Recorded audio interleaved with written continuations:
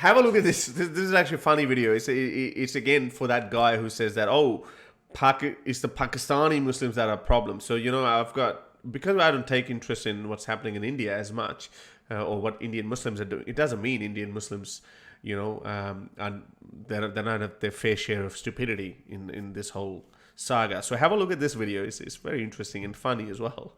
So, by the way, all of you guys who have all you Muslims, Hindus, Christians, especially men, who don't cover up their women, this Islamic Indian cleric has a message for you. Check it out. जिसकी बहन बेपर्दा घूम रही है वो भाई भड़ुआ है, जिसकी बेटी बेपर्दा घूम रही है वो बाप भड़ुआ है, जिसकी बीवी बेपर्दा घूम रही है वो शौहर भड़ुआ है. Look at the face. Look at the face. जिसकी बहन बेपर्दा घूम रही है वो भाई भड़ुआ है. दयूस.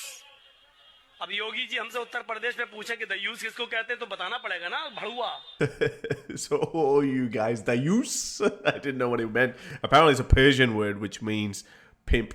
So all you guys who don't cover up your women, you are all pimps. That's what he's saying. I mean, it's just, did you see the hatred in his face? Like, you pimp, you are bloody pimps. Every father whose daughter doesn't have the full burqa, he's a pimp. You must be pimping her. Brother, you must be pimping her. Therefore, you know, that's how they exploit other men. First of all, you know, first of all, we need to tell these men that it is not your responsibility that how a woman dresses, whether that's your wife or your sister or your daughter or whatever. It's not your responsibility. Yes, you can have certain expectations, like we all have certain expectations of each other. We expect, you know, but that's where it stops. You can have an expectation, and that's what's called compatibility. So if your husband is wearing something that you don't like, or he's just flirting with women or whatever you don't like, just let him go. You can't force him, because you expect him to treat you with respect. The same with a husband. You would expect your wife, you would have certain expectations of your wife or your partner. Well, in this case, just a wife. But that's where it ends. But if she doesn't respect your expectations, then, you know, say, sorry, honey, we gotta go different ways. That's it. You can't force your wife or your daughter or your sister to wear certain clothes. And even burqa, I mean, that's very, that's literally putting them in a cage. It's like a walking cage around them. I mean, can you imagine? You got this piece of cloth in front of you, and there's a see-through net in there. You've got no peripheral vision. You can't even see the world in its full colors. That's what they expect them. But if you don't do it, you're a pimp. So that's how they expect them. So how many people who are listening to that guy, and some friends would have been sitting there and they would have been like, yeah, man, I'm going to go force my sister to wear a burqa. The other guy's like, yeah, nah, I don't think, no, man, you're a pimp, ha, you're a pimp. He'd be like, okay, don't call me that. I'm going to go and put a burqa on my sister. That's how they radicalize people.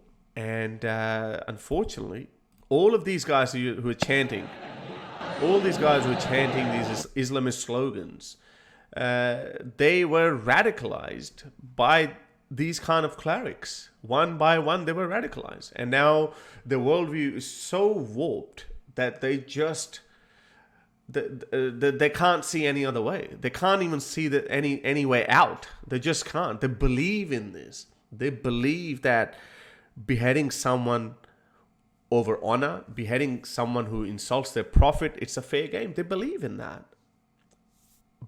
And clerics like that, are responsible, and there are literally thousands of these clerics in India, Pakistan, and Bangladesh. And why are you surprised at the end when you see this is the eventual end game? This is going to happen. When I spoke about this, it just hit me all of a sudden, because 20th of April is a big day. It just hit me that this could very easily get out of control, and they did it. They did it. They shot themselves in the foot. This is the only country, if it gets disintegrated, will go down in history, that their army that was meant to look after them, that was meant to protect their borders, actually radicalized their own people, so much so that they ate them from inside. That's the, I don't know any other modern country has ever radicalized their own youth. They just never. Oh yeah, maybe Iran is probably doing it, I guess, but the way they were a bit more liberal, but now they're radicalized. But people say that Iran has the biggest population of liberal, progressive people than the entire Muslim world, even more so than Turkey. And we read out this study from this Dutch university last year, where I think 33% of Iranians are agnostic or atheist. 33%. That's just as much as many atheists we have in Australia. So, that's it's just horrible. It'll be very sad. To help me produce more videos like these, support me on Patreon or PayPal.